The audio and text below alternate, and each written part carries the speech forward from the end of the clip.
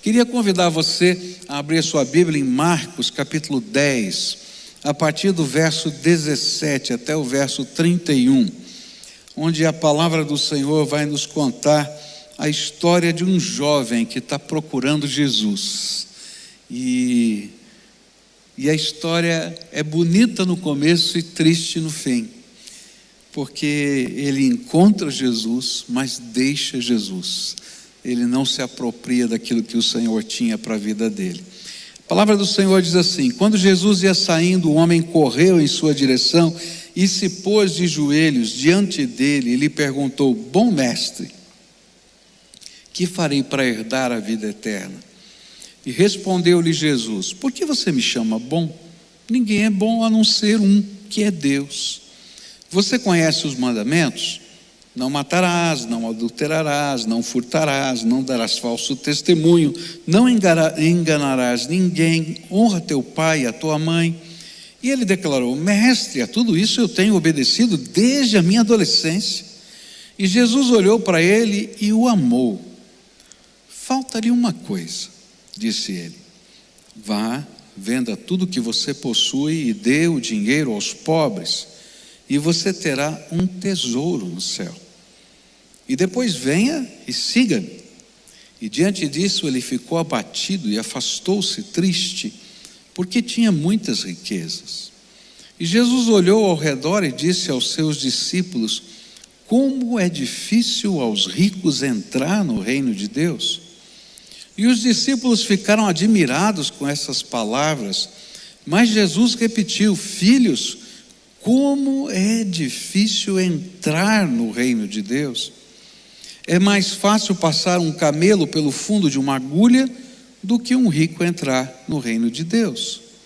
E os discípulos ficaram perplexos e perguntavam uns aos outros: nesse caso, quem pode ser salvo? E Jesus olhou para eles e respondeu: para o homem é impossível, mas para Deus não. Todas as coisas são possíveis para Deus. E então Pedro começou a dizer-lhe: nós deixamos tudo para seguir-te. E respondeu Jesus: digo-lhes a verdade, ninguém que tenha deixado casa, irmãos e irmãs, mãe, pai, filhos ou campos por causa de mim e do Evangelho, deixará de receber 100 vezes mais, já no tempo presente, casas, irmãos, irmãs, mães, filhos e campos, e com eles perseguição, e na era futura a vida eterna. Contudo, muitos primeiros serão últimos, e os últimos serão primeiros. Pai querido, dá-nos a tua graça agora, e com o teu Espírito Santo se movimenta aqui entre nós, de tal maneira que não apenas ouçamos alguém pregar, mas sintamos, Senhor, aquilo que tu tens para nós. Visita-nos, Senhor, porque chegamos até a tua casa com fome e sede da tua presença. Revela-te a nós, é aquilo que oramos em nome de Jesus. Amém e amém. Quando eu meditava nesse texto, eu fiquei pensando como é difícil para muitas pessoas entender o grande requisito da fé em Cristo Jesus. Andar com Jesus, ser seu discípulo, é muito mais do que crer que Jesus existe. Na verdade, a Bíblia diz que até o diabo sabe que Jesus existe. Ou ficar tocado pelas palavras e pelos milagres do Senhor. Andar com Jesus é mais do que professar uma religião. Andar com Jesus é, antes de tudo, estar disposto a fazer uma entrega total da vida ao Senhor. E deixar que a partir de então, Ele se torne o maior tesouro da nossa vida. Esse é o sentido de uma conversão, de ser cristão, é quando a gente se entrega assim ao Senhor. E talvez por isso, essa história, a história desse jovem, descrita aqui nas Escrituras, foi e continua a ser tão marcante para nós. porque ela nos revela os grandes contrastes da fé que a gente assiste durante essa vida aqui em tantas pessoas. E esses contrastes da fé, eles têm como base, têm como cerne a entrega total da nossa vida ao Senhor. E eu queria olhar para esse texto nessa perspectiva. Que contrastes esse texto mostra a respeito da fé? E como é que a gente olha para a vida da gente no dia a dia e vê esses mesmos contrastes acontecendo? O primeiro contraste está logo no primeiro versículo que a gente leu, verso 17, que diz assim: quando Jesus ia saindo, um homem correu em sua direção e se pôs de joelhos diante dele e lhe perguntou: bom mestre, que farei para herdar a vida eterna? Primeiro contraste surge logo aqui, quando o jovem rico se ajoelha diante de Jesus. Aqui está o primeiro contraste. Por quê?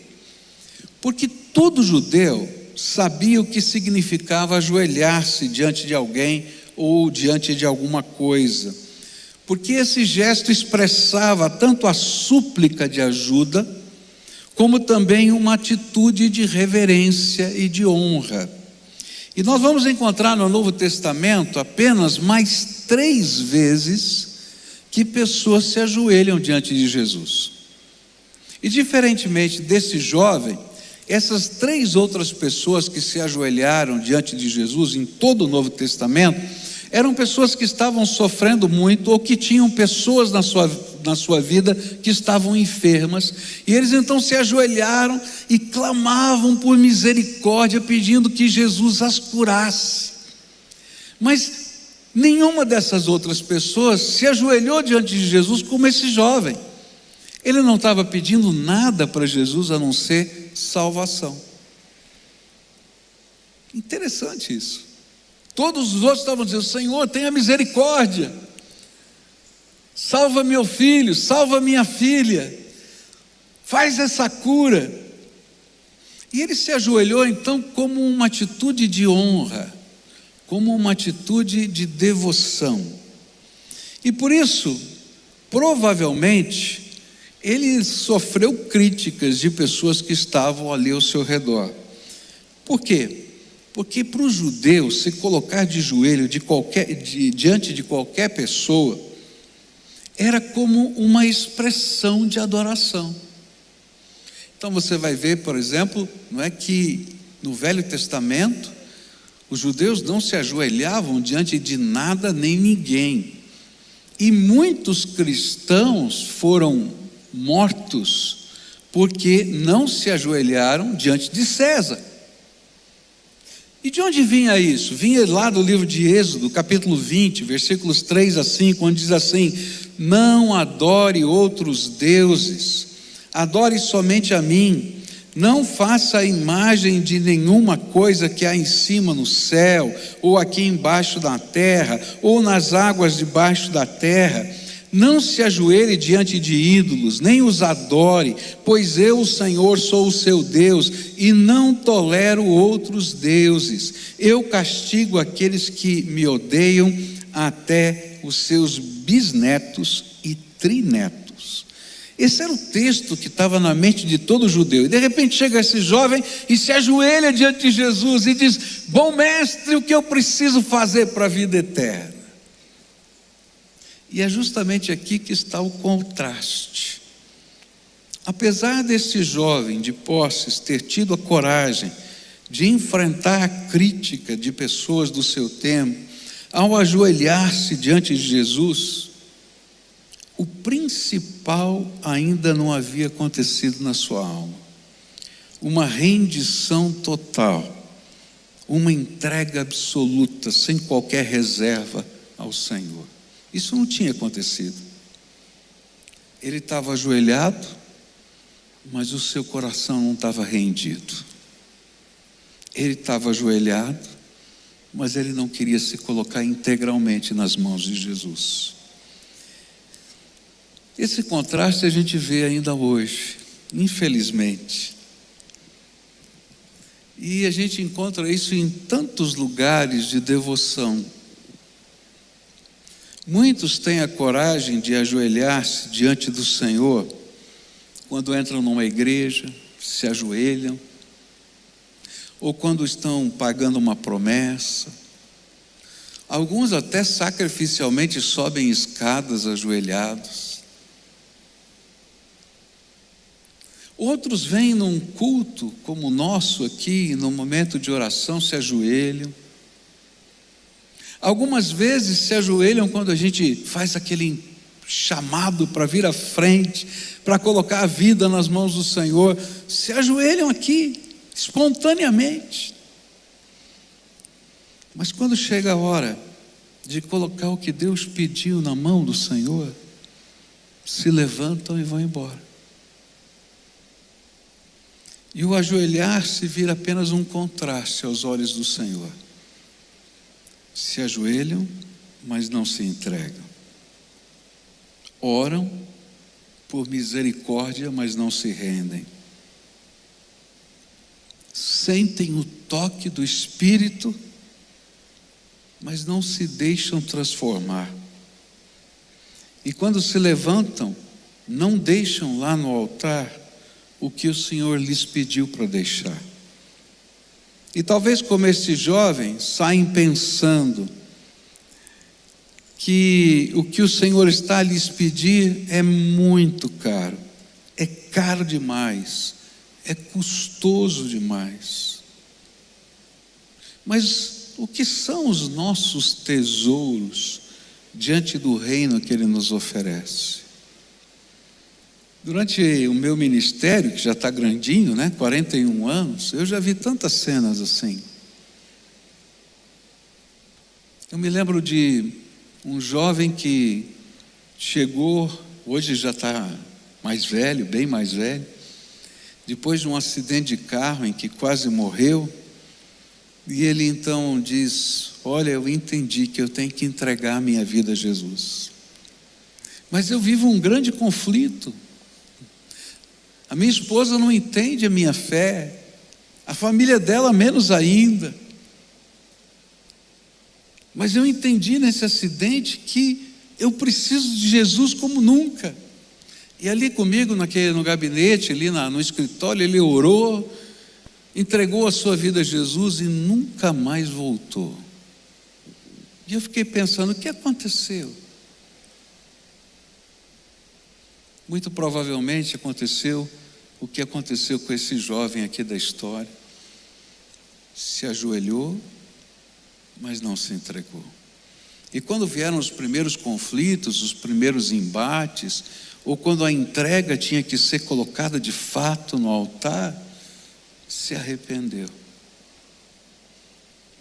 Por isso o contraste permanece. Às vezes nós nos ajoelhamos como um símbolo de devoção, adoração e súplica, mas não somos capazes de depor os nossos tesouros diante do Senhor.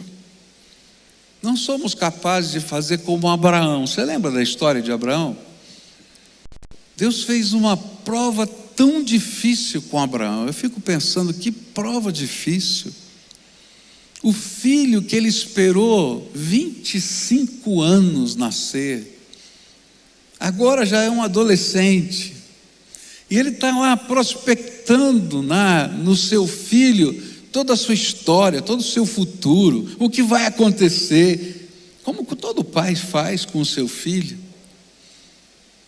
E aí o Senhor lhe diz: olha, você vai subir no monte, vai fazer um altar e vai entregar o seu filho, vai sacrificar o seu filho. De fato, Deus não queria que ele matasse Isaac, mas Ele queria mostrar para a gente o que Jesus faria por nós. Porque aquilo que Ele não pediu para Abraão, Deus pediu a si mesmo, quando entregou o seu filho para morrer na cruz do Calvário por nós. Ele queria que a gente entendesse que Ele tem que ser o primeiro na nossa vida, o mais importante. E às vezes a gente coloca tantas coisas como o mais importante.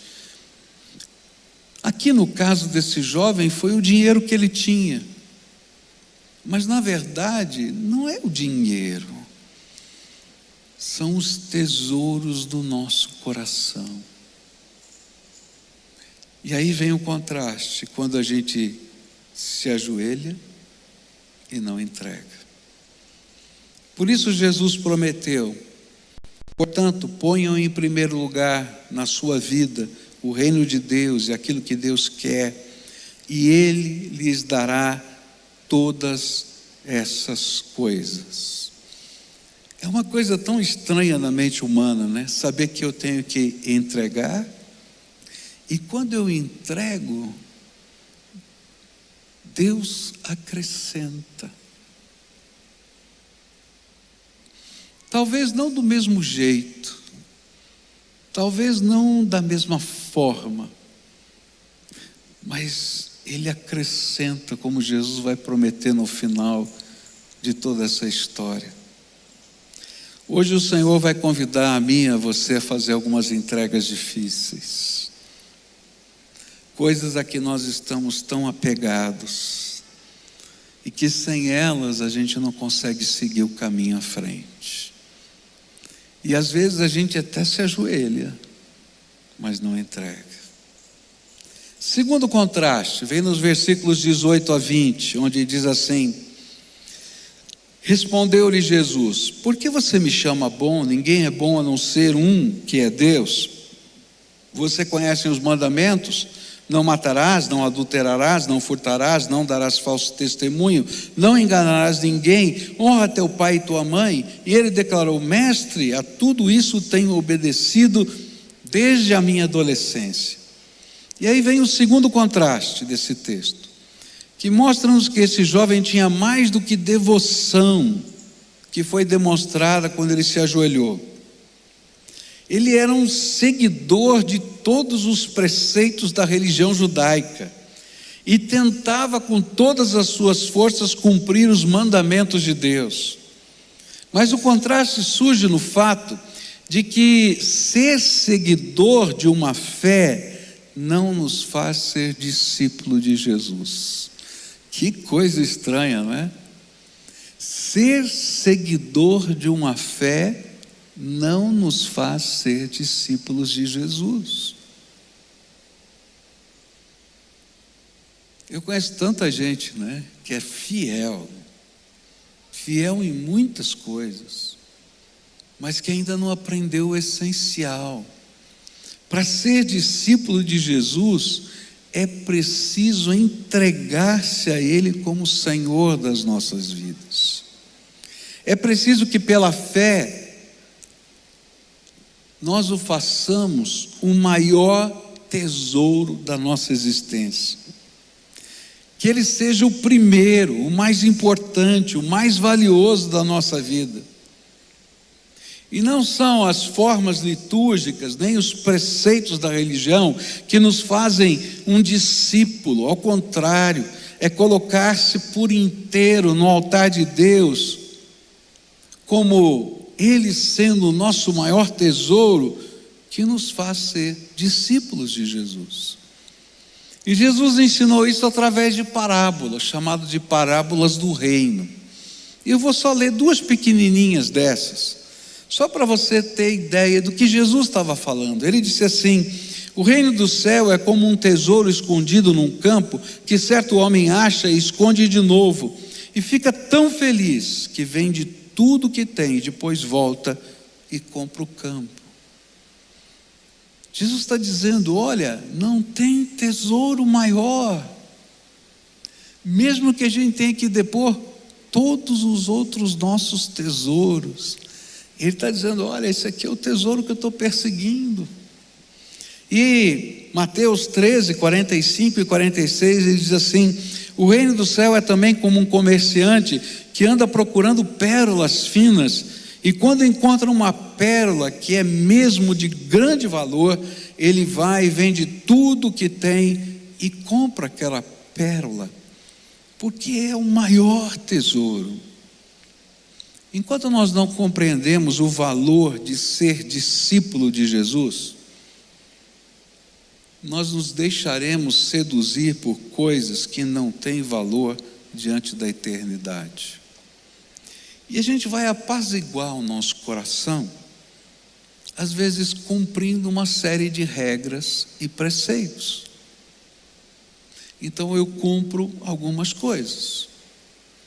Eu me lembro de um senhor que uma vez me procurou e disse assim: pastor, eu vou me tornar evangélico, quais são as minhas obrigações? Eu falei: como assim? Eu não entendi.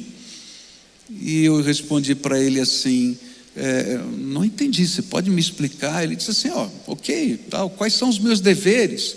O que eu tenho que fazer? Eu tenho que vir todo domingo, de manhã, de noite, eu tenho que vir na quarta-feira, eu tenho que fazer aquilo outro. Eu disse: querido, você não entendeu nada. Quando a gente se converte, as obrigações ficam de lado, porque a gente entrega tudo para o Senhor e a gente o segue por amor e devoção.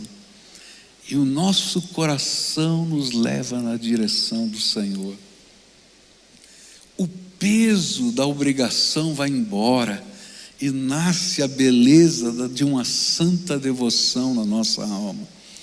Você ora não é porque você é obrigado a orar, você ora porque você quer ouvir a voz do Espírito, porque a oração é um diálogo com o Senhor. Você lê a Bíblia não porque você é obrigado a ler a Bíblia, mas você lê a Bíblia porque você tem fome da palavra de Deus, porque é ela que te sustenta todos os dias. Você abençoa pessoas não porque você tem obrigação de abençoar, porque é mais bem-aventurado dar do que receber. Algumas coisas vão mudando dentro da gente, e esse jovem não tinha entendido isso ainda. Que a gente se coloque inteiro no altar, porque os preceitos religiosos, sem essa entrega total e absoluta, não preenchem o vazio da nossa alma. E é por isso que aquele jovem, ainda que tivesse cumprido todos os preceitos da sua religião, se colocou de joelhos diante de Jesus para dizer: o que eu preciso fazer para ganhar a vida eterna? Porque eu não tenho certeza da minha salvação. Sabe, enquanto a gente está cumprindo os preceitos da religião, a gente não tem certeza da salvação. Mas quando a gente se coloca nos braços de Jesus e a gente recebe a presença do Espírito na nossa alma, o Espírito de Deus testifica ao nosso espírito que nós somos filhos amados dele. E a certeza da salvação vem, não porque você é bom, porque você fez alguma coisa, mas porque Jesus habita dentro de você. E sabe o que é mais triste dessa história? É que esse jovem encontrou o mais precioso e o perdeu, porque não teve coragem de dar o passo de fé chamado entrega. E eu conheço tanta gente que encontra, sente o toque do Espírito, sente a casa mexer, o poder de Deus se manifestar, mas não tem coragem de se colocar no altar e dizer: Senhor, de hoje em diante sou teu, do teu jeito. Terceiro contraste que eu queria destacar aqui para você. Verso 21, diz assim: Jesus olhou para ele e o amou. Falta-lhe uma coisa, disse ele: vá, venda tudo que você possui e dê o dinheiro aos pobres, e você terá um tesouro no céu. Depois venha e siga-me. O terceiro contraste que está aqui é que Jesus amou esse jovem. Ele foi amado do Senhor. Mas mesmo assim, Jesus não pôde fazer nada por ele, porque sem que nós nos entreguemos totalmente a ele, não tem jeito de nós sermos abençoados, transformados e salvos. E o grande contraste é isso: somos amados. E Deus demonstra o seu amor para conosco, em Cristo Jesus, de muitas maneiras. E esse amor tem sido comprovado. Essa semana eu estava estudando a Bíblia com um irmão que está começando a sua jornada de fé. E esse irmão fez uma pergunta. Ele disse assim: olha, eu não entendo por que Jesus teve que se encarnar, morrer numa cruz, só para que a gente pudesse entender melhor a mensagem do Evangelho. Deus não é poderoso, Ele podia simplesmente colocar a mensagem do Evangelho na cabeça da gente. Para que Ele fez tudo isso? E aí comecei a explicar para ele, porque o amor de Deus por nós é algo tremendo, que a gente não consegue às vezes compreender a grandeza desse amor. A Bíblia diz que havia um grande segredo no céu, e o segredo é como Deus poderia salvar o homem e condenar Satanás, porque Deus é justo. No momento em que Ele condenasse o homem, ou melhor, que Ele condenasse Satanás, como Ele condenou, Ele teria que condenar o homem também, porque ambos caíram.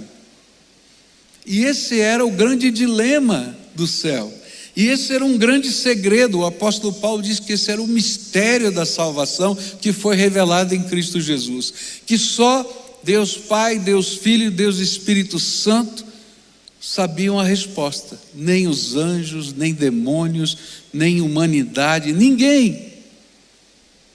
E aí então o plano de Deus começa a acontecer, e Deus decide, junto com Filho e Espírito Santo, que um deles, da Trindade divina, teria que se esvaziar da sua glória para caber na natureza humana, se encarnar.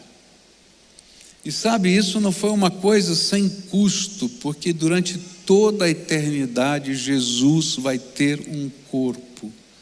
Ele abriu mão de ser espírito, e ele vai ter que viver esvaziado, ainda que glorioso, por toda a eternidade. Para quê? Para nos salvar.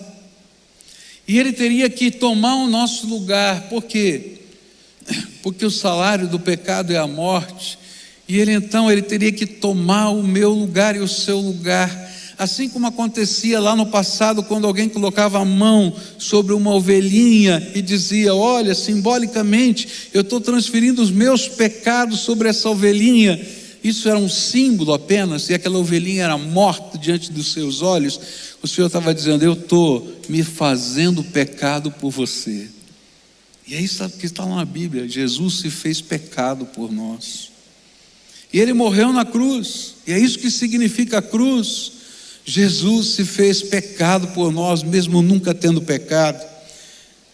E Ele desceu ao Hades, lugar que nós chamamos de inferno, e tomou as chaves da morte e do inferno das mãos de Satanás, e ressuscitou o terceiro dia, para dizer para todos nós que tem esperança, que há salvação, que nós podemos ter vida eterna, que nós também podemos ser transformados, mas que há um preço, e o preço é a nossa entrega nas mãos dele. Porque no momento em que nós nos entregamos, aí sim Ele pode nos encher com o seu Espírito e habitar em nós. Deus prova o seu amor para conosco. Jesus nos ama, é isso que a Bíblia está dizendo. Assim como amou aquele jovem. Por isso Jesus disse para aquele jovem que ele amava: só falta uma coisa. Ou seja, você está muito perto do propósito de Cristo, do propósito do Pai. No entanto, o não reconhecer o que era o mais importante, e que o mais importante precisava estar em primeiro lugar, fez com que aquele jovem perdesse tudo.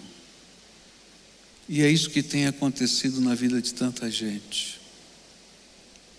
Me entristece quando eu vejo pessoas tão perto do propósito de Deus para as suas vidas, mas por causa de coisas que diante da eternidade são tão pequenas, não colocam sobre o altar os seus tesouros, os seus Isaques, e perdem a bênção eterna por tão pouco.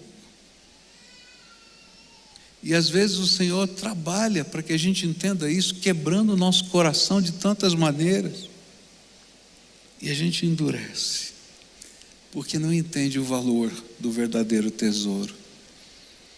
Quando eu era pequeno, na casa do meu avô, tinha um baú de madeira, grande, mais ou menos assim, pesado, muito pesado. Eu chamava de caixa do tesouro, porque o baú estava cheio de moedas velhas até a boca. Então, para mim, que ficava pensando nos piratas e etc., parecia o baú do tesouro na casa do vovô.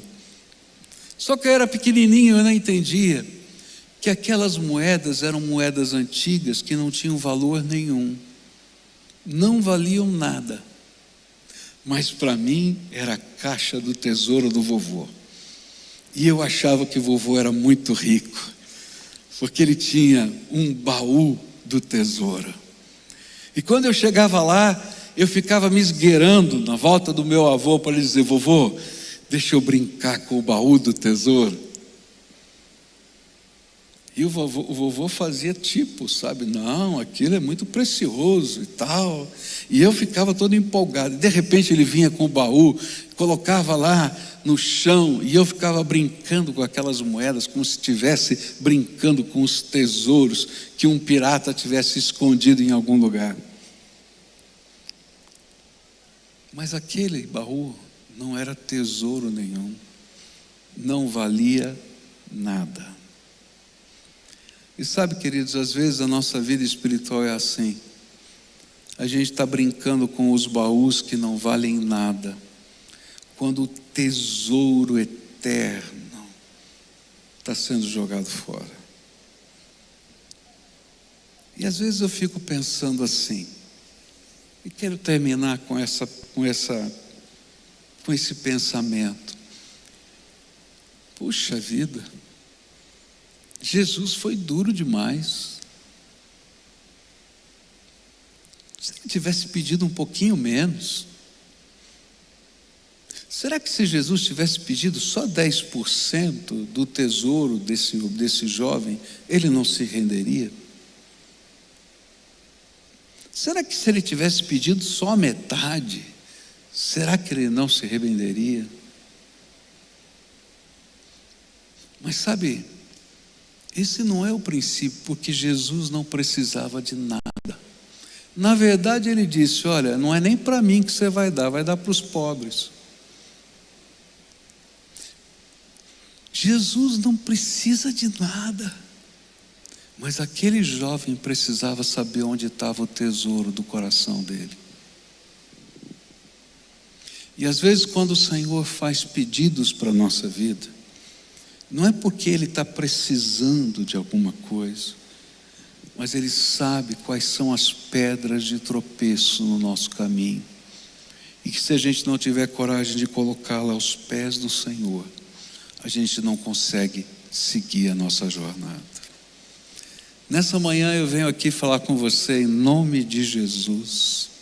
Você que está aqui pertinho da gente, você que está aí, quem sabe, na sua casa, nesse dia chuvoso, quem sabe até deitado na cama. O Espírito Santo quer falar com você hoje. Sabe o que Ele quer dizer? Ele quer dizer para você o seguinte: há coisas que estão impedindo a sua caminhada espiritual. E essas coisas podem ser pecados, mas às vezes são coisas que parecem neutras aos nossos olhos, que não são nem boas nem más em si mesmas, mas elas são os nossos tesouros. E se Jesus não for o nosso maior tesouro, a gente não consegue caminhar. A gente vai se ajoelhar, mas não vai deixar o coração. A nossa devoção não passa de palavras. A gente vai tentar seguir todas as obrigações religiosas, mas o coração vai estar vazio, porque ele na verdade está cheio de outras coisas, e por isso não tem lugar para o Espírito Santo de Deus habitar. O nosso coração é humano, limitado. Se ele está cheio, não cabe mais nada. E é por isso que a gente tem que depor os nossos tesouros aos pés do Senhor Jesus. Porque quando parece que a gente está vazio, aí vem o Espírito Santo de Deus e nos enche de graça. E sabe por que Ele faz isso? Ele faz isso porque nos ama. E Ele sabe que do jeitinho que a gente está, não funciona. E então Ele intervém na nossa vida. E se você olhar para a sua história, você vai perceber que várias vezes o Senhor já insistiu com você nas mesmas coisas. Eu acho que não é só comigo que Ele faz isso, acho que é com você também, não é? E Ele diz: filho, abre mão dos teus tesouros, abre mão, abre mão. E queridos, não é fácil abrir mão, não. Eu sei, porque eu tive que abrir mão dos meus tesouros também. Não é fácil, mas não é impossível. E é por isso que Jesus disse: olha, é difícil, mas não é impossível. Por quê? Porque cada vez que a gente abre mão dos nossos tesouros, a gente recebe poder e graça do Espírito Santo, enchimento dele, que preenche a nossa vida e nos dirige. Então hoje eu queria pedir para você fazer entregas que não são fáceis de serem feitas. Eu não sei quais são, porque para cada um o tesouro é diferente. Para cada um são coisas diferentes que nos aprisionam. Eu sei as minhas, e você sabe as suas? Então hoje, pela fé, eu queria colocar os meus tesouros e queria desafiar você a colocar os seus tesouros nas mãos de Jesus. Não só como quem se ajoelha e leva de volta, mas como quem entrega. Talvez o Espírito Santo esteja dizendo: ó, tem que mudar uma coisa na tua vida. Talvez o Espírito Santo está dizendo: olha, tenho te chamado há tanto tempo. Talvez o Espírito Santo esteja dizendo: preciso arrumar isso.